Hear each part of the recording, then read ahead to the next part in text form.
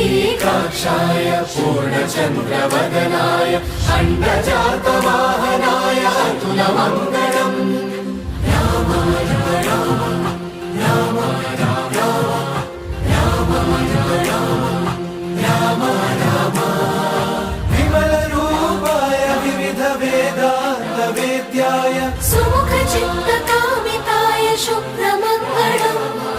रामदासाय मृदुलहृदय कमलवासाय स्वामि भद्रगिरिवराय सर्वमङ्गलम्